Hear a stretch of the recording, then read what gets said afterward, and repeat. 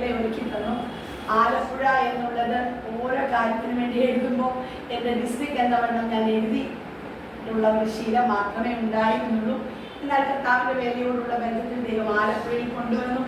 ദൈവം ആ വഴികളെയൊക്കെ ഓർക്കുമ്പോൾ കണ്ണീരോടുകൂടി അല്ലാതെ ഒന്നും ഓർക്കുവാനില്ല. എങ്കിലും ദൈവം ആക്കുന്ന സ്ഥാനത്തും നടത്തുന്ന വഴികളെയൊക്കെ പ്രാർത്ഥനയോടുകൂടെ നേരിടുവാൻ ദൈവം സഹായിച്ചു. പ്രിയ കുടുംബവുമായി ഏറെ അഭേദ്യ ബന്ധം. ആദ്യമായി പട്ടണത്തിൽ കാലുകുത്തുമ്പോൾ എൻ്റെ ഓർമ്മയിൽ ഉള്ള ആദ്യത്തെ സഭായോഗങ്ങളെല്ലാം ഞങ്ങൾ രണ്ട് കുടുംബങ്ങളും അവർക്ക് ദൈവം കൊടുത്ത കുഞ്ഞുങ്ങളുമുള്ള കൂട്ടായ്മകളിൽ കൂടുതൽ സമയം ഞങ്ങൾ തന്നെ മാത്രമേ കാണുള്ളൂ. ആ സമയത്തൊക്കെ ഏറെ പരിഭവങ്ങൾ ദൈവത്തോട് തോന്നിയ രീതികളൊക്കെ ഉണ്ട്. എങ്കിലും തകർന്നു പോകാതെ ദൈവം നിർത്തി. സ്തോത്രം. എൻ്റെ വ്യക്തിപരമായ ജീവിതത്തിൽ കുടുംബപരമായുള്ള അനുഭവങ്ങളുടെ നടുവിൽ കഴിഞ്ഞ 22 വർഷക്കാലം ആലപ്പുഴ പട്ടണത്തിലായിരിക്കാനിടയായി. അവൻ കരഞ്ഞുകൊണ്ടുറങ്ങിയ എത്രയോ രാവുകൾ, വാക്കുകൾ, വരികളൊക്കെ ജീവിതത്തിൽ വേറെ അർത്ഥവത്താണ്. മരണപ്പെട്ടില്ല, സ്തോത്രം എന്ന് മാത്രമേ ഉള്ളൂ. സ്തോത്രം. പകർച്ചവ്യാധികൾ, രോഗങ്ങൾ, വിഴുങ്ങിക്കളയുന്ന രീതികൾ ഈ ഫീൽഡിൽ നിന്ന് തന്നെ അവൻ മാറിപ്പോകാവുന്ന ഒത്തിരി സാഹചര്യങ്ങളെയൊക്കെ തരണം ചെയ്യുവാൻ ദൈവം കൃപ ചെയ്തു. നിന്നതല്ല ദൈവം നിർത്തി. സ്തോത്രം. നന്ദിയോടെ വായിച്ചു. ഈ പ്രത്യേക സാഹചര്യത്തിൽ ഇങ്ങനെ ആയിരിക്കാൻ എനിക്കേറെ വളരെ സന്തോഷമുണ്ട്. എനിക്കേറെ ഇഷ്ടമുള്ളത് പ്രാർത്ഥനാ മുറികളാണ്. എനിക്കേറെ ഇഷ്ടമുള്ളത് പ്രാർത്ഥനയിൽ ചിലവഴിക്കുന്നതാണ്. പ്രാർത്ഥിക്കുന്ന ഒരു വ്യക്തി ഒരിക്കലും പരാജയപ്പെടില്ല. സ്തോത്രം. പ്രസംഗിക്കുന്നതോ മറ്റു രീതികൾ, വാക്ചാല ദുരിതത്തോടെ മറ്റു കാര്യങ്ങൾ പറയുന്നതോ ഒന്നുമല്ല. പ്രാർത്ഥിക്കുന്നവൻ ബലഹീനനാണെങ്കിലും പ്രാർത്ഥന കേൾക്കുന്ന ദൈവം ശക്തനാണ്. പ്രാർത്ഥിക്കുന്നവൻ പരാജയപ്പെടില്ല. പ്രാർത്ഥിക്കുന്നവൻ പരാജയപ്പെടില്ല. ആമേൻ. അത് വ്യക്തിപരമായി രുചിച്ചറിയുവാൻ അനേക സന്ദർഭങ്ങൾ ജീവിതത്തിൽ ഉണ്ടായി. അവൻ ഇങ്ങനെ നിൽക്കുമ്പോൾ എനിക്കേറെ പറയുവാനുള്ളത്, കർത്താവിൻ്റെ വേലയെ ഞാൻ ഒട്ടും ഇഷ്ടപ്പെട്ടതല്ല. കർത്താവിൻ്റെ വേലയെ നല്ല വെള്ള വസ്ത്രത്തെ ഞാൻ ഒട്ടും തന്നെ ഇഷ്ടപ്പെട്ടിരുന്ന ഒരു വ്യക്തി ജീവിതമായിരുന്നില്ല. എന്നാൽ കർത്താവിനോടുള്ള സ്നേഹം, കർത്താവ് എന്നെ സ്നേഹിച്ചത്, ഇതൊക്കെ ഉള്ളത്തിൽ കയറിയപ്പോൾ ഒന്നും തടസ്സവുമായിരുന്നില്ല. ദൈവവചനത്തെ അനുസരിപ്പാൻ ഞാനൊരു മർത്തോമ കുടുംബത്തിൽ ജനിച്ച് വളർത്തപ്പെട്ടു. എൻ്റെ മാതാപിതാക്കൾ, ഞങ്ങൾ മക്കൾ 3 പേർ. എൻ്റെ +2 വിദ്യാഭ്യാസത്തിന് ശേഷമാണ് ഈ ദൈവസ്നേഹത്തെ പറ്റി ഇത്രത്തോളം ആഴത്തിൽ മനസ്സിലാക്കുവാൻ ഇടയായത്. എന്നാൽ കർത്താവിൻ്റെ വേലയ്ക്ക് ദൈവം വിളിച്ചപ്പോൾ ഒന്നും അവൻ പുറകോട്ട് നോക്കുവാൻ ഇടവരാതെ ദൈവം ഇന്നുവരെ നിർത്തി. എൻ്റെ മുൻപിൽ ചുരുക്കം ചില നിമിഷങ്ങൾ മാത്രമേ ഉള്ളൂ. ഞാൻ പറഞ്ഞല്ലോ, എനിക്കേറെ സന്തോഷമുള്ളതും തൃപ്തി തരുന്നതുമായ വിഷയമാണ് പ്രാർത്ഥന. പ്രാർത്ഥന രുചിച്ചറിഞ്ഞവർ പ്രാർത്ഥിക്കാതിരിക്കില്ല. പ്രാർത്ഥനയുടെ ബഹുത്വത്താൽ ഒന്നുമല്ല നമ്മളൊന്നും ആയിരിക്കുന്നത്. അതായത് നമ്മുടെ പ്രാർത്ഥനയുടെ മികവ് കൊണ്ടൊന്നുമല്ല നമ്മൾ ഇങ്ങനെയൊക്കെ ആയിരിക്കുന്നത്. പക്ഷേ നമ്മൾ ഇങ്ങനെ ആയിരിക്കുമ്പോൾ പ്രാർത്ഥിക്കാതിരിക്കാൻ നമുക്ക് എന്തില്ല, കഴിയില്ല. എന്താ കാര്യം? സങ്കീർത്തനക്കാരൻ പറയുന്നുണ്ട്, യഹോവ എന്റെ പ്രാർത്ഥനകളും യാചനകളും കേട്ടതുകൊണ്ട് ഞാൻ അവനെ സ്നേഹിക്കും. ദേവദാസൻ ഇങ്ങനെയുള്ള ഒരു കാര്യം സൂചിപ്പിച്ചപ്പോൾ പ്രാർത്ഥനയ്ക്ക് അറ്റൻഡ് ചെയ്യാനുള്ള ആഗ്രഹത്തോടെയാണ് കടന്നു വന്നത്. എങ്കിലും സൂചിപ്പിച്ചിരുന്നു. അതുകൊണ്ട് മധ്യസ്ഥ പ്രാർത്ഥന എന്നുള്ള വിഷയത്തെ അവൻ ചിന്തിച്ചു പോകാനേ സമയമുള്ളൂ. ഒരു വലിയ മെസ്സേജ് ആയിട്ടൊന്നുമില്ല. എങ്കിലും പറയട്ടെ, പ്രാർത്ഥന ദൈവവുമായിട്ടുള്ള നമ്മുടെ ബന്ധമാണ്. ദൈവത്തെ നമ്മൾ എന്ത് ചെയ്തിട്ടില്ല, ഇതാ ദൈവം എന്ന് പറഞ്ഞ് നമ്മൾ നേരിട്ട് കണ്ടിട്ടില്ല. അനുഭവമാണ്. അനുഭവിച്ചറിയുന്തോറും ആഴമാണ്, അല്ലേ? പക്ഷേ ദൈവവുമായിട്ടുള്ള ഒരു കൂട്ടായ്മയുടെ ഊട്ടിയുറപ്പിക്കലാണ് പ്രാർത്ഥന. പ്രാർത്ഥനയിലാണ് നമ്മുടെ ബന്ധം സ്ഥിരപ്പെട്ട് ഉറപ്പിച്ചു പോകുന്നത്. പ്രാർത്ഥനയിൽ നമ്മൾ അലസരായാൽ വ്യക്തിപരമായി നമ്മുടെ ക്രിസ്തീയ ജീവിതവും അലസതയും മടിയും ഓട്ടോമാറ്റിക്കലി കൈയടിക്കാം, പാട്ടുപാടാം, ഒരു പ്രോസസ്സും പോലെ കാര്യങ്ങളൊക്കെ അങ്ങ് പോകാം. പക്ഷേ വ്യക്തിപരമായ ദൈവവുമായിട്ടുള്ള ബന്ധം അത് സഭായോഗത്തിലോ കെട്ടിടത്തിലോ അല്ല, പ്രാർത്ഥനാ മുറിയിലാണ്. ഇങ്ങനെയുള്ള കൂടിവരവ് കൊണ്ട് ഉദ്ദേശിക്കുന്നത് ദേശത്തിനു വേണ്ടി ആത്മഭാരത്തോടെ പ്രാർത്ഥിക്കാനാണ്. അതുകൊണ്ട് എൻ്റെ ചിന്ത ആ രീതിയിലേക്ക് പോകുവാൻ ഞാൻ ആഗ്രഹിക്കുന്നു. മധ്യസ്ഥ പ്രാർത്ഥന മറ്റു പല വിഷയങ്ങളുടെ ഭാരം നിമിത്തം നമ്മുടെ ഉള്ളത്തിൽ കയറിയിട്ട് നമ്മൾ എന്ത് ചെയ്യുക? ദൈവത്തോട് അപേക്ഷിക്കുക ചെയ്യുന്നു. അപ്പൊ പ്രാർത്ഥിക്കുന്നവൻ എന്തു വേണം? ധൈര്യം ഉണ്ടായിരിക്കണം. ദൈവത്തിന്റെ അടുക്കലേക്ക് ചെല്ലുന്നവൻ ദൈവം ഉണ്ടെന്ന് വിശ്വസിക്കണം. ഞാൻ പറയാം, കഴിഞ്ഞ ചില നാളുകളിലെ അടുത്തറിഞ്ഞ പരിചയത്തിൽ ഒരു ചിന്തയുമില്ലാത്ത ഒരു പ്രാർത്ഥനയുടെ വേഷം കെട്ടാറുണ്ട്. ദൈവത്തെ അടുത്തറിഞ്ഞിട്ടുള്ള അനുഭവം ഉണ്ടെങ്കിൽ പോലും ഒരു ടെക്നിക്ക് എന്നവണ്ണം അങ്ങ് നടന്നു പോകുന്ന രീതികളുമുണ്ട്. പക്ഷെ ഇതൊന്നും എന്തല്ല യഥാർത്ഥ പ്രാർത്ഥന അനുഭവങ്ങൾ അല്ല. മറിച്ച് എനിക്കൊരു ദൈവമുണ്ട്. ഞാൻ എപ്പോഴും പറയാൻ എനിക്ക് ഇഷ്ടം അതാണ്. നമ്മൾ ഏറ്റവും ശ്രേഷ്ഠരാണ്. നമുക്കൊരു നല്ല ഉത്തരവാദിയുണ്ട്, നമുക്കൊരു നല്ല ഉടമസ്ഥനുണ്ട്. അതുകൊണ്ട് നമുക്ക് പ്രശ്നമില്ലെന്നല്ല, അതുകൊണ്ട് പ്രശ്നം വരത്തില്ലെന്നുമല്ല. ഉൽപ്പത്തി മുതൽ വെളിപ്പാട് വരെ പരിശോധിച്ചാൽ ദൈവത്തിന് വേണ്ടി നിന്നവരൊക്കെ സാധാരണക്കാരാണ്. പക്ഷേ സാധാരണ മനുഷ്യരെ ദൈവം എന്ത് ചെയ്യും? അസാധാരണമായ രീതികളിൽ കൊണ്ടു നടക്കും. എങ്ങനെ? ദൈവം അവരെ കണ്ടിട്ടുള്ളത് കൊണ്ട്, ദൈവത്തിന്റെ പുറമെ പദ്ധതി ഉള്ളത് കൊണ്ട്, അവർ ദൈവവുമായി ബന്ധപ്പെട്ടായിരിക്കുന്നത് കൊണ്ട് ദൈവം അവരെ എന്ത് ചെയ്യും? നടത്തും. സ്തോത്രം. നമുക്കറിയാം, ദൈവത്തിന്റെ കരങ്ങളിൽ ഉപയോഗിക്കപ്പെട്ടവരെല്ലാം ഈ കൂട്ടായ്മ ബന്ധം. ഏത് കൂട്ടായ്മ ബന്ധം? പ്രാർത്ഥനാ ബന്ധം. പ്രാർത്ഥന എന്താണ്? ദൈവത്തോട് കാര്യങ്ങൾ പറയുന്നതാണ്, ദൈവത്തോട് യാചിക്കുന്നതാണ്, ദൈവത്തിന്റെ സന്നിധാനത്തിൽ അവൻ മധ്യസ്ഥത അണയ്ക്കുന്നതാണ്. മധ്യസ്ഥ പ്രാർത്ഥന, പ്രാർത്ഥനാ ജീവിതം, രീതികളൊക്കെ പഠിക്കുമ്പോൾ ഒത്തിരി ആഴങ്ങളാണ്. ഏറ്റവും നല്ല മാതൃക ആരാണ്? യേശു കർത്താവാണ്. സ്തോത്രം. യേശു കർത്താവാണ് നമ്മുടെ മാതൃക, പ്രാർത്ഥനാ മനുഷ്യൻ. നമ്മൾ മാതൃകയാക്കേണ്ടുന്നതും ആരെയാ? കർത്താവിനെയാണ്. കാരണം തനിക്ക് സഹിക്കാൻ കഴിയും ഏതൊരു വിഷയത്തെ താൻ ഫേസ് ചെയ്യുന്നതിന് മുൻപും താൻ എന്ത് ചെയ്തു? താൻ പിതാവുമായി ബന്ധപ്പെട്ടു, താൻ പിതാവുമായി കൂട്ടായ്മയിൽ ദൈവത്തോട് യാചിച്ചു. തന്റെ ഐഹിക ജീവകാലത്ത് തന്നെ രക്ഷിപ്പാൻ കഴിയുന്ന ദൈവത്തോട് ഉറച്ച നിലവിളിയോടും കണ്ണുനീരോടും കൂടെ അഭയയാതന കഴിച്ചു എന്ന് തന്നെയാണ്. ആമേൻ. സ്തോത്രം. കഴിയുമെങ്കിൽ ഈ പാനപാത്രം എന്തായാലും പ്രാർത്ഥിച്ച അനേക സന്ദർഭങ്ങളെ വരച്ചു കാണിക്കാൻ കഴിയും. എന്നാൽ മധ്യസ്ഥ പ്രാർത്ഥന എന്താ? മധ്യസ്ഥ പ്രാർത്ഥനയിൽ എന്തുണ്ടായിരിക്കണം? സ്തോത്രം. അത് മാത്രമേ സൂചിപ്പിച്ച് ദൈവസന്നിധിയിൽ ഇരിക്കാൻ കഴിയുള്ളൂ. ആമേൻ. പ്രാർത്ഥനയുടെ ഉദ്ദേശങ്ങളുണ്ട്. ആരൊക്കെ പ്രാർത്ഥിച്ചു, എന്തിനെല്ലാം പ്രാർത്ഥിച്ചു, പ്രാർത്ഥനയുടെ മറുപടികൾ എന്താ, ഒക്കെ വിശദീകരിക്കണമെങ്കിൽ ആമേൻ. സ്തോത്രം. നമ്മൾ ഇന്ന് ഇവിടുന്ന് പോകാൻ കഴിയില്ല. നമ്മുടെ മുന്നിൽ അധിക സമയമില്ല. നമുക്ക് ചിന്തിച്ച് നമുക്ക് ദൈവസന്നിധിയിൽ ഉറച്ച് പോകാം. പ്രാർത്ഥനയിൽ എന്തെല്ലാം നടക്കണം? നമ്മൾ വെറുതെ വന്നിരുന്നു, ഒരു പാട്ടുപാടി, കുറച്ച് പ്രാർത്ഥനാ വിഷയങ്ങൾ പറഞ്ഞൊക്കെ പോകുന്നത് നമ്മുടെ എന്താ ഒരു സിസ്റ്റമാണ്. പക്ഷെ നമ്മൾ പ്രാർത്ഥിക്കുമ്പോൾ ഓർക്കണം, പ്രാർത്ഥന കേൾക്കുന്ന ദൈവം എന്തുണ്ട്? ജീവിക്കണം. ഇവിടെ നടുവിലുണ്ട്, ഇവിടെ പ്രസൻസ് ഇവിടെയുണ്ട്. അത് ആൾബലത്തിലോ എണ്ണത്തിന്റെ ബഹുത്വത്തിലൊന്നും അല്ല. ദൈവത്തിന്റെ കോറം എന്താ? 2 3 പേർ എന്റെ നാമത്തിൽ കൂടി വരുന്ന എന്റെ സാന്നിധ്യമുണ്ട്. ഞാൻ പറയുന്നത് കേൾക്കുക. അതായത് നമ്മളുടെ സ്നേഹാന്വേഷണങ്ങളോ മറ്റു രീതികളോ കേൾക്കാനുള്ള ജാഗ്രതയല്ല ദൈവത്തിന്. നമ്മൾ തന്റെ ഭക്തന്മാർ തമ്മിൽ സംസാരിക്കുന്ന ദൈവം ചെയ്യും, ശ്രദ്ധ വെച്ച് കേൾക്കും. നാം ആവശ്യബോധത്തോടെ പറയുന്ന എന്ത് കാര്യവും ദൈവം ചെയ്യും, കേൾക്കാറുണ്ട്. അപ്പോ മധ്യസ്ഥ പ്രാർത്ഥനയിൽ എന്തെല്ലാം ഉണ്ട്? 4 കാര്യങ്ങൾ നടക്കണം. മധ്യസ്ഥ പ്രാർത്ഥനയെന്നല്ല, നമ്മൾ ഓടി വന്ന് പ്രാർത്ഥന പ്രാർത്ഥിക്കാറുണ്ട്. നമ്മുടെ നടപ്പിൽ, ജോലി സ്ഥലത്ത്, കുളിക്കുമ്പോൾ നമ്മൾ എന്ത് കാര്യങ്ങളെ പ്രാർത്ഥനയിൽ ഇപ്പം ഇന്ന പ്രത്യേക രീതികളൊന്നും അല്ലാതെ നമ്മൾ എന്ത് ചെയ്യുന്നു? പ്രാർത്ഥിക്കുന്നുണ്ട് അല്ലെ? ഈ പ്രാർത്ഥനയിൽ നമുക്ക് എപ്പോഴും ഓർക്കണം, നമ്മുടെ പ്രാർത്ഥനയിൽ 4 കാര്യങ്ങൾ നടക്കണം. ദൈവവചന അടിസ്ഥാനത്തിലാണ്. ഒന്ന്, നമ്മുടെ പ്രാർത്ഥനയിൽ എന്ത് നടക്കണം? ആരാധന ഉണ്ടാവണം. എന്ത്? സകലത്തിനും യോഗ്യനായ ഒരു ദൈവത്തിന്റെ പാദത്തിലൂടെ ഞാൻ കടന്നു വന്നിരിക്കുന്നു. എന്റെ ദൈവം അത്യുന്നതനാണ്, എന്റെ ദൈവം സർവശക്തനാണ് എന്ന് എന്റെ നാവ് കൊണ്ട് തന്നെ ഉറപ്പിച്ച ദൈവത്തിന് സ്തുതി അർപ്പിക്കണം. സ്തോത്രം. അപ്പോ നമ്മളെ ചുറ്റിപ്പറ്റിയുള്ള എല്ലാ തിന്മയുടെ ശക്തിയും എന്ത് ചെയ്യും? അഴിഞ്ഞു മാറും. വിടുവിപ്പാൻ ശക്തനായ ദൈവത്തിന്റെ കരം എന്ത് ചെയ്യും? എഴുന്നേൽക്കും. ദാനിയേൽ പ്രവാചകൻ ഉറപ്പിന് അല്ലെങ്കിൽ വായിച്ച് ധൈര്യപ്പെടാൻ റെഫറൻസ് പറയുന്നു. ദാനിയേൽ പ്രവാചകന്റെ പുസ്തകം 4-ാം അധ്യായം അതിന്റെ 34-ാമത്തെ വാക്യം. ദാനിയേൽ പ്രവാചകന്റെ പുസ്തകം 4-ാം അധ്യായം 34-ാം വാക്യം. ആ കാലം കഴിഞ്ഞിട്ട് നെബൂഖദ്നേസർ എന്ന ഞാൻ സ്വർഗത്തിലേക്ക് കണ്ണുയർത്തി, എന്റെ ബുദ്ധിയും എനിക്ക് മടങ്ങി വന്നു, ഞാൻ അത്യുന്നതനായവനെ വാഴ്ത്തി. എന്നേക്കും ജീവിച്ചിരിക്കുന്നവനെ സ്മരിച്ചു ബഹുമാനിക്കുകയും ചെയ്തു.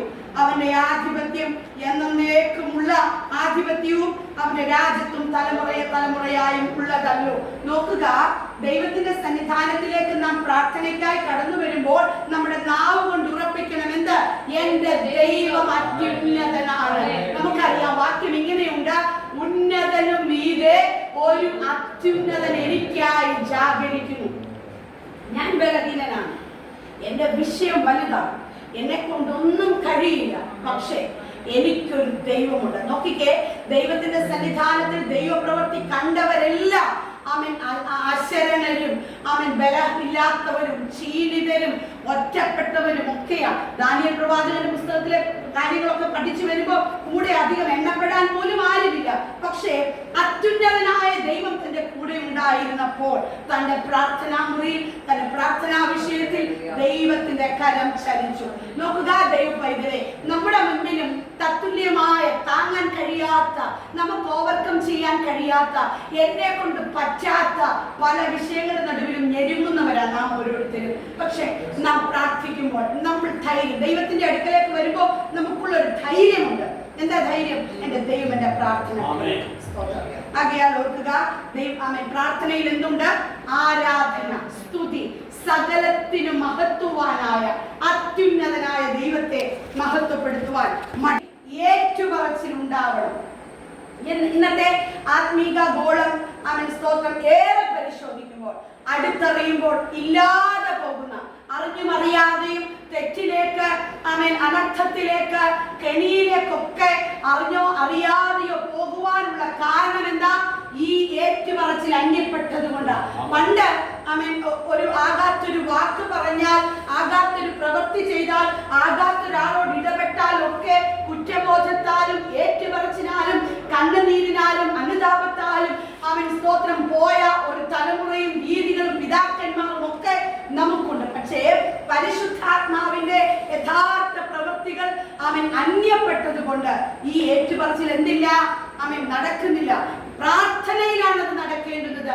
ദൈവത്തിന്റെ അടുക്കലേക്ക് ചെല്ലുന്ന സമയത്ത് ദൈവത്തോട് സംസാരിക്കുമ്പോഴാണെന്ന് അപ്പച്ചാ തെറ്റിപ്പോയി, അപ്പച്ചാ ദൈവമേ ആകാത്തതൊക്കെ എന്നിൽ നിന്ന് വന്നുപോയി, ചെയ്യരുതാത്തതൊക്കെ ചെയ്തു പോയി, പെരുമാറിപ്പോയി, വന്നുപോയി എന്ന് നമുക്കുണ്ടാകണം. ദൈവാത്മാവിന്റെ ലക്ഷണം അതാണ്. അല്ല എങ്കിൽ നമുക്ക് തന്നെ സ്വയം തിരിച്ചറിയുവാൻ കഴിയും. എന്ത്? അനുതാപമില്ലെങ്കിൽ എത്ര നാളായി കരഞ്ഞിട്ട്, എത്ര നാളായി കണ്ണു നനഞ്ഞിട്ട് എന്നൊക്കെ ഒന്ന് ഓർത്തു നോക്കിയാൽ വെറുതെ ഒരു പിച്ച് കിട്ടിയത് കൊണ്ടോ ഒരു ഇഞ്ചക്ഷന്റെ വേദന കൊണ്ടോ കരയുന്ന കരച്ചിലല്ല. ദൈവം എന്നെ സ്നേഹിച്ച സ്നേഹത്തെ ഓർത്ത് 100 രൂപയുടെ ഒരു ആവശ്യത്തിന്റെ മുമ്പിൽ ഇരുന്നപ്പോ 1000 രൂപ ചിന്തിക്കാത്തതിൽ കിട്ടി, അതോർക്കുമ്പോ കരച്ചിലോ സ്നേഹമൊക്കെ വരും. അതുമല്ല പറഞ്ഞത്, അതുമല്ല. ഏറ്റുപറച്ചിൽ എവിടെയാ? ദൈവത്തിന്റെ മുൻപാകെ ദൈവ സ്നേഹത്തെ, ദൈവം നമ്മെ സ്തോത്രം പുത്രനെ തന്ന് രക്ഷിച്ച, പുത്രനെ തന്ന് സ്നേഹിച്ച ആ ആഴത്തിലേക്ക് നമ്മുടെ ഹൃദയം ലയിക്കപ്പെടുമ്പോൾ നമ്മുടെ ഉള്ളത്തിന്റെ ഉള്ളറകളിൽ നിന്ന് നടക്കണം, ഏറ്റുപറച്ചിലുണ്ടാകണം. ഏറ്റുപറഞ്ഞ അവർ അനവധിയാണ്. ഏറ്റുപറഞ്ഞവരുടെ പ്രാർത്ഥന ദൈവം കൈക്കൊണ്ടിട്ടുണ്ട്. ഒരു ബാക്കി ഭാഗം മാത്രം വായിക്കാം. 1 യോഹന്നാന്റെ ലേഖനം 1-ാം അധ്യായം 9-ാമത്തെ വാക്യം. 1 യോഹന്നാന്റെ ലേഖനം 1-ാം അധ്യായം 9-ാമത്തെ വാക്യം വായിച്ചാട്ടെ. നമ്മുടെ പാപങ്ങളെ ഏറ്റുപറയുന്നു എങ്കിൽ അവൻ നമ്മോട് പാപങ്ങളെ ക്ഷമിച്ച് സകല അനീതിയും പോക്കി നമ്മെ ശുദ്ധീകരിപ്പാൻ തക്കവണ്ണം വിശ്വസ്തനും നീതിമാനും ആകുന്നു. നോക്കുക, ഒന്നുകൂടെ വായിക്കാം. നമ്മുടെ പാപങ്ങളെ ഏറ്റുപറയുന്നു എങ്കിൽ അവൻ നമ്മോട് പാപങ്ങളെ ക്ഷമിച്ച് സകല അനീതിയും പോക്കി നമ്മെ ശുദ്ധീകരിപ്പാൻ തക്കവണ്ണം വിശ്വസ്തനും നീതിമാനുമാകുന്നു. ഏറെ ബൈഹാർട്ട് ചെയ്യേണ്ട ഒരു വാക്യം. എന്റെ ദൈവം ആരാ? ആവശ്യങ്ങളുടെ മധ്യത്തിൽ പ്രവർത്തിക്കുന്ന ഒരു ബന്ധമല്ല. സ്തോത്രം. ദൈവവുമായിട്ടുള്ള അഭേദ്യ ബന്ധം. എന്താ? എന്റെ പാപങ്ങളെ ക്ഷമിപ്പാൻ, എന്നെ അനീതിയിൽ നിന്ന് വിടുവിപ്പാൻ സർവശക്തനായ ഒരു ദൈവം. ഞാൻ ഏറ്റുപറയുമ്പോൾ അനുതാപത്തോടെ ദൈവത്തിന്, കാരണം എന്റെ ദൈവം അതാണ്. എന്റെ ദൈവത്തിന് അതൊന്നും ഇഷ്ടമല്ല. എനിക്കങ്ങനെ ആയിക്കൂടാ, ഞാൻ അങ്ങനെ ആയിക്കൂടാ എന്ന് പറഞ്ഞ് ഞാൻ എന്നോട് തന്നെ എന്ത് ചെയ്യണം? ആമേൻ സ്തോത്രം. നീതീകരിക്കുന്ന അല്ലെങ്കിൽ നമ്മുടെ മനസ്സിനെ ക്ലിയർ ചെയ്യുന്ന രീതിയാണ് എന്ത്? പ്രാർത്ഥനയിൽ നടക്കേണ്ടുന്നത്. നമ്മുടെ പ്രാർത്ഥനകളിൽ ആമേൻ സ്തോത്രം അങ്ങനെ തന്നെ സംഭവിക്കണം. നമ്മുടെ പ്രാർത്ഥനകളിൽ ഏറ്റുപറച്ചിലുണ്ടാവണം. 3, നമ്മുടെ പ്രാർത്ഥനകളിൽ നന്ദി കരേറ്റൽ ഉണ്ടാകണം. എന്താ നന്ദി കരേറ്റുന്നത്? ദൈവമേ നന്ദി നന്ദി നന്ദി എന്ന് പറഞ്ഞിട്ട് കുറെ വാക്കുകൾ ഉച്ചരിച്ചാൽ നന്ദി കരേറ്റലാവുമോ? ഇല്ല. നമുക്ക് എത്ര സ്തുതിച്ചാലും മതി വരില്ല, അല്ലെ? കാരണം ആമേൻ നമുക്ക് അസുഖം വരാനിട്ടാണ്. സ്തോത്രം. നോക്കിക്കേ, നമുക്ക് അപകടങ്ങൾ വരാനിട്ടാണ് അല്ല. ആമേൻ. പക്ഷേ നമ്മളെക്കാൾ സർവ സന്നാഹങ്ങളോടെ അല്ലെ സജ്ജീകരണങ്ങളോടെ ഒക്കെ ജീവിച്ചവർക്ക് ആമേൻ അബദ്ധങ്ങളും അനർത്ഥങ്ങളും ഒക്കെ വിഴുങ്ങിയ സ്ഥാനത്തും നമ്മൾ വലിയ മികച്ചവരായിട്ടല്ല ഇന്ന് ശ്വാസോച്ഛ്വാസമുള്ളവരായിട്ടിരിക്കുന്നത്. ദൈവത്തിന് എന്തോ പദ്ധതി ഉള്ളതില്ല. ദൈവത്തിന് എന്നെ കുറിച്ച് എന്തോ കാര്യങ്ങൾ തീർക്കാനുണ്ട്. അതുകൊണ്ട് പ്രശ്നം വരത്തില്ലെന്നാണോ? നമുക്കേ ഉള്ളൂ പ്രശ്നം. എല്ലാവർക്കും പ്രശ്നമുണ്ട്, എല്ലാവർക്കും രോഗമുണ്ട്, എല്ലാവർക്കും കടമുണ്ട്, എല്ലാവർക്കും പ്രയാസങ്ങളുണ്ട്. പക്ഷേ ലോകജാതികളെ പോലെ അല്ല എന്റെ പ്രശ്നത്തിന്റെ പരിഹാരം. രോഗം അത് താങ്ങാൻ കഴിയാത്തതും വലുതുമാണ്. പക്ഷേ അതിനെ ഓവർകം ചെയ്യുന്ന ഒരു ദൈവകൃപ ദൈവ പൈതന്റെ മേൽ ദൈവം പകരും. താങ്ങാൻ കഴിയാത്ത കടഭാരം, അതിന്റെ ആദികൾ എന്റെ ഉറക്കത്തെ പോലും കെടുത്തിക്കളയുന്ന രീതികൾ എന്റെ വീട്ടിലുണ്ടാകും. പക്ഷേ അതിനെ ഓവർകം ചെയ്യുന്ന കൃപ, ആമേൻ സ്തോത്രം. എനിക്ക് വേണ്ടി നീതി പ്രവർത്തിക്കുന്ന, എനിക്ക് വേണ്ടി ദൂതനെ ഇറക്കുന്ന, എനിക്ക് വേണ്ടി വഴിയൊരുക്കുന്ന ആമേൻ ആ ദൈവ സാന്നിധ്യവും ദൈവകൃപയും അനുഭവിക്കാൻ കഴിയുമ്പോൾ ആമേൻ നമ്മൾ എന്ത് ചെയ്യും? അമാനുഷികമായ ഒരു നിലയിൽ നമ്മൾ ആയിത്തീരും. അതാ ദൈവകൃപ, അതാണ് ദൈവകൃപ.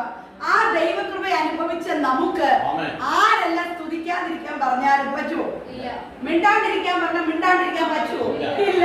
അത് തന്നെയാ ആമേൻ സ്തോത്രം. മിണ്ടാതിരിക്കണമെന്ന് പറഞ്ഞിട്ടും എന്ത് ചെയ്തത്? അവർ ഉച്ചത്തിൽ നിലവിളിച്ചത്.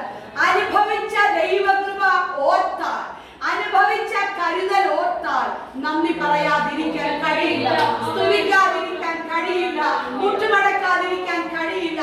ആമേൻ സ്തോത്രം. ആകയാൽ ദൈവമേ, നമ്മുടെ പ്രാർത്ഥനാ മുറികളിൽ, നമ്മുടെ പ്രാർത്ഥനകളിൽ നാം പ്രാർത്ഥനയിലായിരിക്കുമ്പോൾ നന്ദി കരേറ്റൽ ഉണ്ടാകണം. ആയുസ്സിനായി സ്തോത്രം, ആരോഗ്യത്തിനായി സ്തോത്രം, നന്മകൾക്കായി സ്തോത്രം, പുത്രനെ തന്ന് രക്ഷിച്ചതിനായി സ്തോത്രം. എന്റെ മുൻപിൽ നാശത്തിന്റെ വഴികൾ വെളിപ്പെട്ടപ്പോൾ ഞാൻ നശിക്കുവാനായി രീതികളൊക്കെ കടന്നു വന്ന സ്ഥാനത്തും ദൈവം എന്റെ നാശത്തെ മാറ്റി എനിക്ക് പ്രത്യാശ പകർന്ന് എന്നെ നടത്തി. എന്നെ ഇന്നും ജീവനോടെ നിർത്തി, എന്നെ ഇന്നും ജീവനോടെ നിർത്തി. ആമേൻ സ്തോത്രം. സമാനമായ പ്രശ്നങ്ങളിൽ കൂടി ഒക്കെ പോയവർ ആമേൻ സ്തോത്രം പെട്ടിക്കുള്ളിലായപ്പോൾ ദൈവം എന്നെ ആക്കാതെ ആയുസ്സോടെ നിർത്തി. സ്തോത്രം. ആകയാൽ ദൈവപൈതലേ സ്തോത്രം, നമ്മുടെ പ്രാർത്ഥനകളിൽ എന്ത് വേണം? നന്ദി കരേറ്റലുകൾ വെളിപ്പെടണം. Praise the lord. സ്തോത്രം. സങ്കീർത്തനങ്ങളുടെ പുസ്തകം 95-ാം അധ്യായം അതിന്റെ 2-ാം വാക്യത്തിൽ വായിക്കുന്നുണ്ട്, സങ്കീർത്തനങ്ങളോടും സ്തുതികളോടും കൂടെ ദൈവത്തെ ആമേൻ സ്തോത്രം ദൈവത്തെ എന്ത് ചെയ്യണം? സ്തുതിക്കണം. വായിച്ചാട്ടെ 95-ാം സങ്കീർത്തനം 2-ാം വാക്യം. നാം സ്തോത്രത്തോടെ അവരുടെ സന്നിധിയിൽ ചെല്ലുവീൻ, സങ്കീർത്തനങ്ങളോടെ അവരുടെ ഘോഷിപ്പീൻ. സ്തോത്രം. നോക്കിക്കേ, നോക്കിയേ, നമുക്ക് എന്ത് ചെയ്യണം? നമ്മുടെ പ്രാർത്ഥനകളിൽ എന്തെല്ലാം വേണം? ആരാധന വേണം. 2, ഏറ്റുപറച്ചിലുണ്ടാവണം. 3, നന്ദി കരേറ്റലുണ്ടാകണം. 4, നമ്മുടെ പ്രാർത്ഥനകളിൽ യാചന ഉണ്ടാവണം. യാചിക്കുന്ന ഏവനും എന്ത് ലഭിക്കുന്നു? യാചിക്കുന്ന ഏവനും ലഭിക്കും, അല്ലേ? മുട്ടുന്നവന് തുറക്കും. നമ്മുടെ പ്രാർത്ഥനകളിൽ യാചനയും അപേക്ഷയും ഉണ്ടാകണം. സ്തോത്രം. റെഫറൻസ് ഒക്കെ വായിച്ച് ആമേൻ സ്തോത്രം വിശദീകരിച്ചൊക്കെ പോകുമ്പോൾ ആമേൻ നമുക്ക് അതിന്റെ ആഴങ്ങൾ മനസ്സിലാക്കും. വായിക്കാം. ഫിലിപ്പിയ ലേഖനം 4-ാം അധ്യായം 6-ാം വാക്യം. നമ്മുടെ പ്രാർത്ഥനകളിൽ എന്ത് വേണം? ആമേൻ യാചന ഉണ്ടാവണം, അപേക്ഷ ഉണ്ടാവണം. എന്താ കാര്യം? ഒന്നിനെ കുറിച്ച് വിചാരപ്പെടരുത്, എല്ലാത്തിനും പ്രാർത്ഥനയാലും അപേക്ഷയാലും നിങ്ങളുടെ ആവശ്യങ്ങൾ സ്തോത്രത്തോടുകൂടെ ദൈവത്തിന്റെ സന്നിധാനത്തിലേക്ക് ആമേൻ സ്തോത്രം അറിയിക്കണം. സ്തോത്രം. നോക്കിക്കേ, സകലവും നൽകി തരുവാൻ കഴിയുന്നതാരാ? നാം വിശ്വസിക്കുന്ന നാം ഉറച്ചിരിക്കുന്ന, നാം ഏറ്റുപറയുന്ന നമ്മുടെ ദൈവത്തിനാണ് കഴിയുന്നത്. നമ്മളോട് ദയ കാണിക്കുന്ന ഒത്തിരി പേരുണ്ട്, നമ്മളോട് സഹതാപം കാണിക്കുന്ന ഒത്തിരി പേരുണ്ട്. അയ്യോ നിനക്ക് അങ്ങനെ പറ്റിയല്ലോ എന്ന് പറയുന്നവരും കാണും.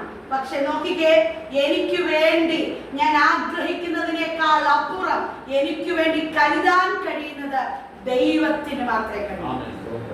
എന്നോട് സഹതാപം തോന്നിയാൽ ഒരു നേരത്തേക്ക് കാണും, അല്ലെ?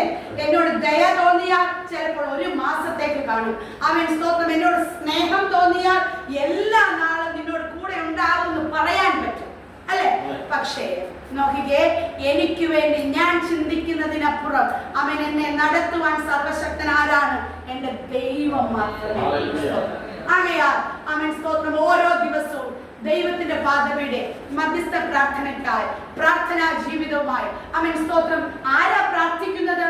ദൈവത്തെ അടുത്തറിഞ്ഞവരെ പ്രാർത്ഥിക്കുകയുള്ളൂ, ദൈവവുമായി കൂട്ടായ്മ ബന്ധമുള്ളവനെ പ്രാർത്ഥിക്കുകയുള്ളൂ. ആർക്കാണ് ഈ ആത്മഭാരം, നശിച്ചു പോകുന്ന ജനത്തെ കുറിച്ച് ചിന്തയുള്ള ആത്മഭാരമുള്ളവനെ കഴിവുള്ളൂ, അല്ലെ? എന്നെ രക്ഷിച്ചു, അതുകൊണ്ട് ഞാൻ വിടുവിക്കപ്പെട്ടു, ഓക്കെ ക്ലോസ്. ആ ചിന്ത ആത്മഭാരമാണോ? അല്ല. നശിച്ചു പോകുന്ന ജനത്തിന് വേണ്ടി എനിക്ക് പ്രാർത്ഥനാ വിഷയങ്ങളൊക്കെ കേട്ടപ്പോ സത്യം പറഞ്ഞാൽ ഒത്തിരി വിശാലമായിട്ടൊക്കെ പറയണമെന്നുണ്ട് എന്റെ മനസ്സിലുണ്ട്. പക്ഷേ സമയം മുമ്പിലില്ല. പ്രിയ ദൈവമക്കളെ, ആമേൻ സ്തോത്രം. നമ്മുടെ ആത്മീക ലോകം വല്ലാതെ അധപ്പതിച്ചു. രണ്ട് കൈകളിലും പിടിച്ച് നമ്മോടൊപ്പം ആരാധനയ്ക്കായി കടന്നു വന്ന തലമുറയും അതിന്റെ രീതികളൊക്കെ ആമേൻ എവിടെയൊക്കെയോ പോയി. കാണാൻ കഴിയാത്ത രീതികളിലേക്ക് ആയതുകൊണ്ട് എല്ലാം അവൻ വിരൽത്തുമ്പിൽ എത്തപ്പെട്ടത് കൊണ്ട് അമ്മയും അപ്പനും ഒക്കെ എന്തായിപ്പോയി? അവൻ ഒരു ടെക്നിക്ക് പോലെ എത്തപ്പെട്ടു. ശാഠ്യവും ദുരഭിമാനവും ദാഷ്ട്യവും ഒക്കെ അറിഞ്ഞോ അറിയാതെയോ ദൈവമക്കളുടെ ഭവനത്തിൽ എന്ത് ചെയ്തു? എത്തപ്പെട്ടു. എന്താന്ന് ചോദിച്ചാൽ അവൻ ഏതാന്ന് ചോദിക്കുന്ന ലോകം നമ്മുടെ അടുത്തായി. നോക്കിക്കേ, അവൻ സ്തോത്രം. അതുകൊണ്ട് ഒത്തിരി അവൻ സ്തോത്രം നമ്മൾ പ്രാർത്ഥിക്കേണ്ടുന്നതിന്റെ ആവശ്യകത അവൻ നമ്മുടെയൊക്കെ അടുത്ത മുറികളിലായി. ദൈവകൃപ സ്തോത്രം. നമുക്ക് പ്രാർത്ഥിക്കാതിരിക്കാൻ കഴിയില്ല. നമ്മുടെ കൺമുൻപിൽ ഒരിക്കലും അലസമായി പോകരുത്. സ്തോത്രം. ഒരിക്കലും ഒരു യാന്ത്രിക ലോകമല്ല നമ്മെ ഭരിക്കേണ്ടുന്നത്. ആത്മഭാരത്തോടെ ദൈവത്തിന്റെ പാദവിടെ നിൽപ്പാൻ ദൈവം നമ്മെ സഹായിക്കട്ടെ. പ്രാർത്ഥന അതൊരു ചടങ്ങോ രീതിയോ ഒന്നുമായി തീർന്നാൽ ആമേൻ സ്തോത്രം അതിന്റെ ഗൗരവത്തോടെ നമുക്ക് ചെയ്തെടുക്കാൻ കഴിയില്ല. നമ്മുടെ പ്രാർത്ഥനകളിൽ ദൈവം ആഗ്രഹിക്കുന്ന ആത്മഭാരവും കരച്ചിലും കണ്ണുനീരും ഏറ്റുപറച്ചിലും നന്ദി കരേറ്റലും ആരാധനയും സ്തുതിയും ഒക്കെ ആമേൻ സ്തോത്രം ആമേൻ ഉൾക്കൊള്ളുന്ന ഒരു നല്ല പ്രാർത്ഥനാ ജീവിതം ചെയ്തു പോവാൻ ദൈവം നമ്മെ സഹായിക്കട്ടെ. അവസരങ്ങൾ നൽകിയ കർത്തൃദാസനും കുടുംബത്തിനും പ്രിയപ്പെട്ടവർക്കും ദൈവസന്നിധിയിൽ നന്ദി അർപ്പിക്കുന്നു. പ്രത്യേക പ്രാർത്ഥനയിൽ ഞങ്ങളെയും ഓർക്കണമേ. ഒത്തിരി നന്ദി ദൈവസന്നിധിയിൽ പറയാനുണ്ട്, പ്രിയപ്പെട്ടവരോടുമുണ്ട്. ഒത്തിരി വൈദ്യുതികളെ ഒക്കെ തരണം ചെയ്തു. എവിടെയൊക്കെയോ ആമേൻ സ്തോത്രം ഓർക്കുമ്പോഴൊക്കെ പ്രാർത്ഥിക്കുന്ന പ്രിയ ദൈവമക്കളുടെ കണ്ണുനീരും പ്രാർത്ഥനയും ഒക്കെ തന്നെയാണ് ഇതുവരെ നിലനിൽപ്പാനിടയായിട്ടുള്ളത്. ആമേൻ സ്തോത്രം. വെള്ളം മുക്കിക്കളയേണ്ടുന്ന, എന്റെ സർവ്വ നന്മയും ഒഴുക്കിക്കളയേണ്ടുന്ന സാഹചര്യങ്ങളെ ഒക്കെ അതിജീവിപ്പാൻ ദൈവം കൃപ ചെയ്തു. ഒന്നുകൂടെ ഉറപ്പിച്ചു പറഞ്ഞാൽ മരണപ്പെട്ടില്ല. തത്തുല്യമായ അനുഭവങ്ങളെ ഒക്കെ ദൈവം തുടച്ചു മാറ്റി ദൈവമായുസോടെ നിർത്തി. ഇതുകൊണ്ട് നന്ദി കരേറ്റാതിരിക്കാൻ കഴിയില്ല, ഏറ്റു പറയാതിരിക്കാൻ കഴിയില്ല. പ്രാർത്ഥനാ ജീവിതത്തിൽ മടുപ്പ് വരാതെ നിലനിൽക്കേണ്ടുന്നതിനാൽ ദൈവങ്ങളുടെ ആത്മാർത്ഥമായ പ്രാർത്ഥനയെ ചോദിച്ച് ദൈവസന്നിധിയിൽ ഇരിക്കുന്നു.